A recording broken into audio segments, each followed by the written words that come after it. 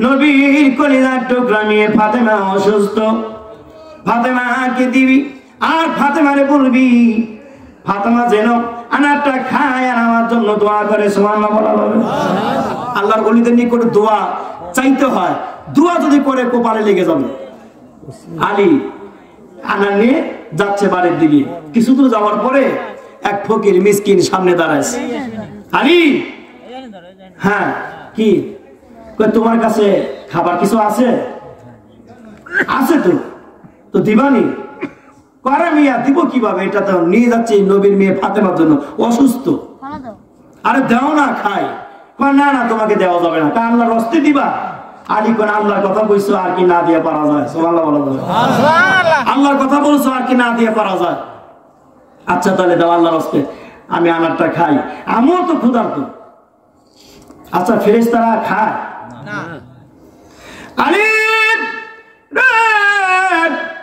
আনারটা দিবি।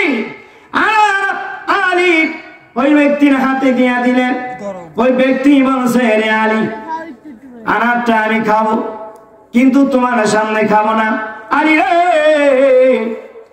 আমি একটু আড়ালে গিয়ে খাবো, আমি চলে যাবো, নি যাইতে পারি।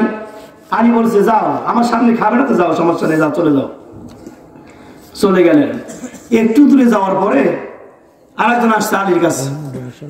হে আলী, তোমার কাছে কিছু খাবার আছে? না নাই, কিচ্ছু নাই। ও আমি যেমন তুমিও তেমন। হয় কিচ্ছু নাই। তোমার কি মন দুর্বল? না কোনো দুর্বল নাই। মনে ব্যথা? না ব্যথা নাই। কোনো ব্যথা নাই? কয় সামান্য একটু ছিল। নাই ব্যথা নাই। কি ছিল? কই একটা আনার কিনেছিলাম, আধা আনা বাকি দিয়ে 1 আনা নগদ দিয়ে নবীর মেয়ে ফাতেমার জন্য। কিন্তু দুঃখের বিষয়, রাস্তাতে আসার পরে কই থেকে একজন মিসকিন আসলো, এসে নিয়ে চলে গেছে। তো ক্ষণিকের জন্য মনটা দুর্বল হয়েছিল, ফাতেমার কাছে যাবো কি নিয়ে দাঁড়াবো কি নিয়ে, এজন্য মনটা দুর্বল হয়েছিল। আবার যখন বুঝলাম আল্লাহর হস্তে চেয়েছে, আল্লাহ তো সবই পারে, সেজন্য দিয়া দিলাম। আর কোনো দুঃখ নেই। নাই কোনো দুঃখ নাই? না নাই। আচ্ছা ঠিক আছে, চলে গেলেন। আলী যাচ্ছেন, বাড়ির দিকে যাচ্ছেন, গিয়া ঘরের মধ্যে প্রবেশ করছে। ফাতেমা কিচ্ছু বলে না, আলীও কিচ্ছু বলে না। আলী চিন্তা করে ফাতেমা আনারের কথা বলবো না। ফাতেমা মুখ খুলে সেদিন বলছে, আলী আমার আনার খাইতে মন চাচ্ছে, একটা আনারের ব্যবস্থা করবা? ফাতেমার রিকোয়েস্টে আলী গেছে আনার কিনতে। এখন আলী তো আনার কিনার পরে তো ফকির দিছে খাইতে। এখন আলী চিন্তা করতেছে, আমি মুখ দিয়ে কিচ্ছু বলবো না, ফাতেমা যদি ভুলে যায় তো ওইটাই ভালো।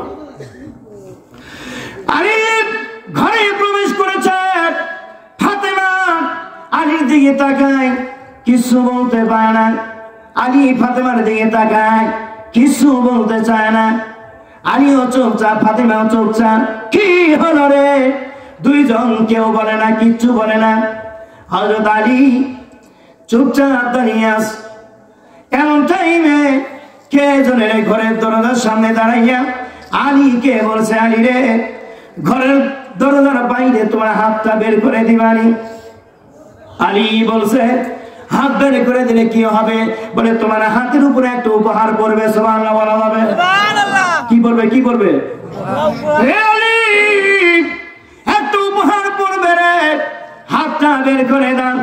হযরত আলী ঘরের দরজার বাইরে হাতটা বের করে দিলে, উপহার হাতের মধ্যে দিছে একটা প্যাকেট। প্যাকেটটা নিয়ে আলী বলছেন, আপনি ওখানে দাঁড়ান, আগে যাবেন না, আমাকে না বলে যাবেন না, আমি না বলা পর্যন্ত যাবেন না, দাঁড়ান। দাঁড়াইছে। হযরত আলী প্যাকেটটা খুললেন।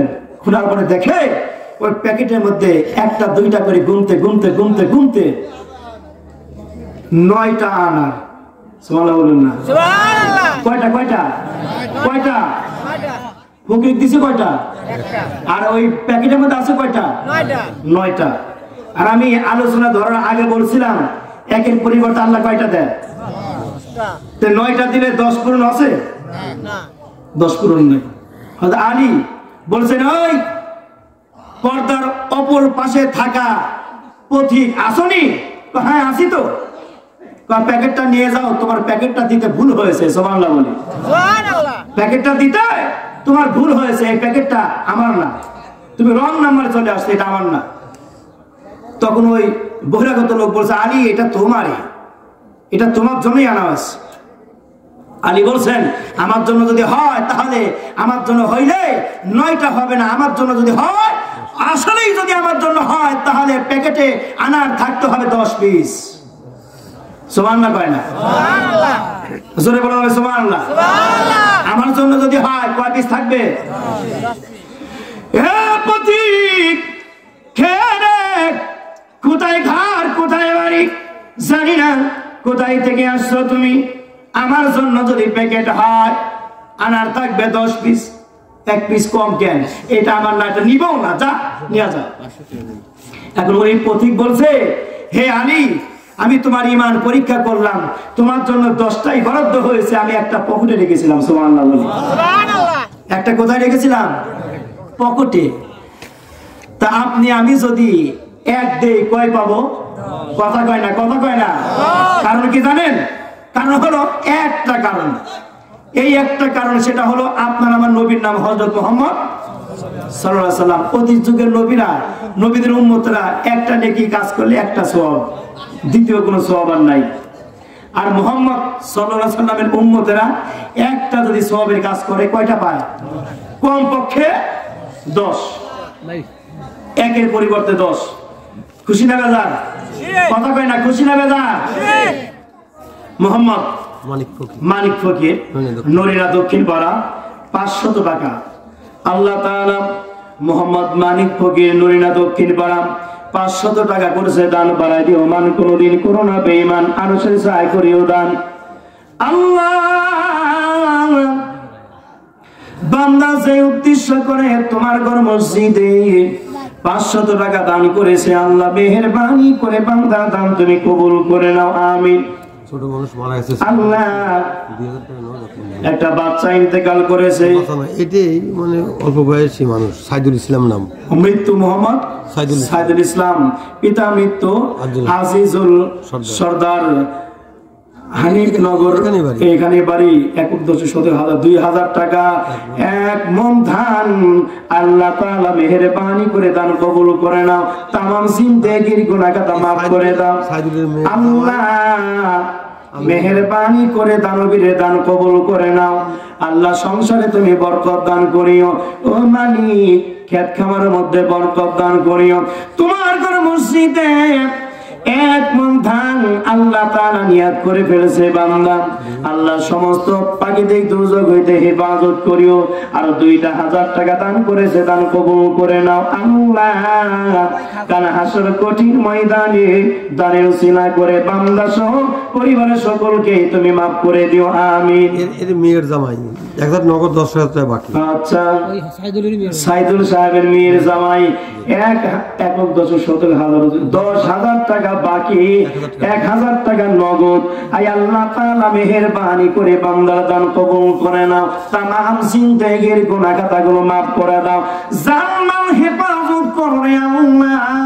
কাল হাসর কঠিন ময়দানে দানবীরের আপনজন মই মুরব্বি যারা অন্ধকার কবরে চলে গিয়েছে, আমলনামা ডান হাতে দান করিয়া আল্লাহ বিনা হিসাবে জান্নাতুল ফেরদাউসে দাখিল করায়া দিও, আমিন। ওহিদুল বাতিয়া পশ্চিম পাড়া নগদ 500 টাকা বাকি, 500 টাকা। আল্লাহ বান্দার দান কবুল করে নাও, তামাম জিন্দেগির গুনাহ খাতা maaf করে দাও, জানমাল তুমি হেফাজত করো। কাল হাসর কঠিন ময়দানে আল্লাহ বান্দার পরিবার যারা আছে সকলকে আমলনামা ডান হাতে দান করিও। লোকমান হাকিম আল্লাহ গ্রাম বাকিয়া পূর্ব পাড়া মাওলারে 12 মাসে 1200 টাকা। আল্লাহ মেহেরবানি করে বান্দার দান কবুল করে নাও। মা বাবার জন্য দোয়া চেয়েছে, আয় আল্লাহ তাআলা কত বড় ত্যাগ স্বীকার করেছি, মাসে 100 করে টাকা তোমার ঘর মসজিদে দান করবে।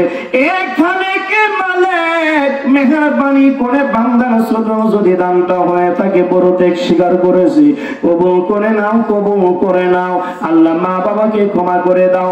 মোহাম্মদ বাবু বাতিয়া পশ্চিম পাড়া নগদ 500 টাকা করেছে দান। আল্লাহ কোনদিন করো না গো বেঈমান, আরশের ছায় করিও জায়গা একটু দান, আমিন আমিন আল্লাহ আমিন। দানকারীর জন্য জান্নাতের হয়ে যায় জাবিন, ডানে মাটি বামে মা মাটি, মাটির হবে বিছানা, এমন ঘরে যাইবি রে মন, যেই ঘরের নাই ঠিকানা। মোহাম্মদ শাহাদত ইসলাম, নরিনা পূর্বপাড়া। আল্লাহ তাআলা এক বস্তা সিমেন্ট করেছে দান। আল্লাহ বাড়াই দিও মান, কোনদিন করো না বেঈমান। আরশের ছায়ার নিচে করে দিও জায়গা দান। আল্লাহ বান্দা সহ পরিবারের সকলকে জান্নাতি মেহমান হিসাবে কবুল করে নাও। আল্লাহ তোমার ঈমান মজবুত করে দাও কাল হাসর কঠিন ময়দানে। ও মালিক, আমল নামা ডান হাতে দান করিও। লালন সরকার দোয়া করা দরকার, বাতিয়া পূর্বপাড়া 20 কেজি দান। আল্লাহ তাআলা বান্দার দান কবুল করে নাও। তামাম জিন্দেগীর গুনাহ খাতা maaf করে দাও। জান্নাল হেফাজত করো। জি মসজিদের ফ্যান শর্ট আছে। জি ইনশাআল্লাহ।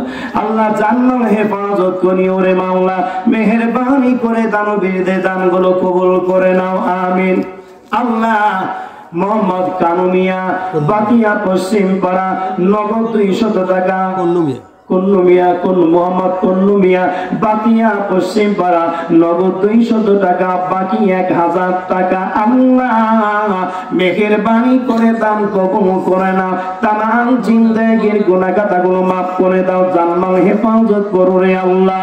আল্লাহ দানবীরের মনে নেক মাকাসুদ পূরণ করে দাও কাল হাসর কঠিন ময়দানে। আল্লাহ আমল নামা তুমি ডান হাতে দান করে দিও। আমিন। মোহাম্মদ গোপন দান, গোপন দান, গোপন মোহাম্মদ গোপন দান। আল্লাহ কত রকমের মানুষ আছে রে ভাই। গোপন দান লিখতে গিয়ে মোহাম্মদ, যাক সমস্যা নাই, আগে মোহাম্মদ লেখা ছিল, এটার মধ্যে গোপন দান করেছি। আল্লাহ রাসূল বলেছেন যদি এক হাতে দান করে আর এক হাতে না জানে সেটাও কবুল হবে, আবার কেউ দেখাও যদি দান করে সেটাও কবুল হবে, কিন্তু অহংকার ছাড়া হতে হবে। আল্লাহ তোমার বান্দা গোপনে গোপনে দান করলো, নাম বলে নাই, 1 বস্তা সিমেন্ট। আল্লাহ দান কবুল করে নাও। তামাম জিন্দেগীর গুনাহ খাতা maaf করে দাও। জান্নাল হেফাজত করো। আমিন আমিন সুম্মা আমিন। 1 বস্তা সিমেন্ট নাকি কি যেন বললো কে? ও ওইদিকে বলতেছে না। আমার ভাইরা, আল্লাহ রাসূল খাতুনে জান্নাত ফাতিমাতুজ জোহরা হযরত আলীকে বললেন, আলী রে তুমি কিভাবে বুঝলা 10টা আনার আসবে তোমার জন্য যদি বরাদ্দ হয়, 9টা হলে তোমার না, তুমি কিভাবে বুঝলা? কারণটা কি রে আলী? তুমি কি বোঝাইবানি, আমাকে জানাইবানি? আলী ডেকে বলে, ফাতেমা রে, বিশ্ব নবী বলছেন কেউ যদি 1 দান করে তারে 10 দেওয়া হয়। এ ফাতেমা, তোমার জন্য আমি 1টা আনার খরিদ করেছিলাম, জীবনে কোনোদিন তুমি খাইতে চাও নাই কিছু, আমি 1 পয়সা নিয়ে বাজারে গিয়েছি, ফাতেমা 1টা আনার কিনেছি আমি 1.5 পয়সা দিয়া, আধা পয়সা বাকি ছিল। ইয়া ফাতেমা, আমি রাস্তা দিয়ে আসতেছিলাম, এমন টাইমে এক ভিক্ষুক আমার সামনে দাঁড়াইয়া যায়। ভিক্ষুক দাঁড়াইয়া গেলে খাবার আবদার করে, আমি দিতে রাজি হই না, কারণ তুমি অসুস্থ। আল্লাহর দোহাই দিয়া যখন চাইছে রে ফাতেমা, আর সহ্য করতে পারি নাই, আনারটা তার হাতে দিয়ে দিয়েছি। এরপরে সোনা হাতে তোমার ঘরে আসছি রে ফাতেমা, তোমার দিকে তাকাই আছি, তুমি আনারের কথা বলে যাইতে পারো, আমি বড় লজ্জা পাবো, সেই জন্য বলতে সাহস পাই না।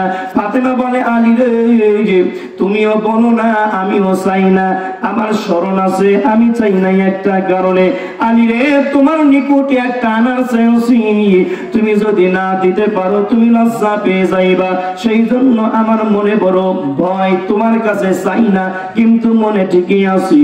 হযরত আলী ডেকে বলে, ফাতেমা রে, তুমি আমার সম্মানের দিকে তাকায়া চাও নাই, আমিও ভয় করে তোমাকে কিছু বলতে পারি নাই, কিন্তু আমি যখন একটা আল্লাহ রাস্তায় দান করেছি, তোমার বাপজান বলেছে কেউ যদি আল্লাহ খুশি করবার জন্য 1 দান করে, 1-এর পরিবর্তে আল্লাহ পাক তারে 10 দান করে। রে ফাতেমা, আমি 1টা দান করেছি, 1টার পরিবর্তে 10টা পাওয়ার কথা নবীর কথা মোতাবেক, সেই জন্য 9টা পেয়েছি। আমি বিশ্বাস করি নাই, বিশ্বাস করি নাই, বিশ্বাস করি নাই। আল্লাহ যদি আমার দান কবুল করে থাকে রে ফাতেমা, তাহলে আমারে 10টা আনা দিবে, এইটাই আমার মনের সাহস। জোরে বলি আল্লাহু আকবার।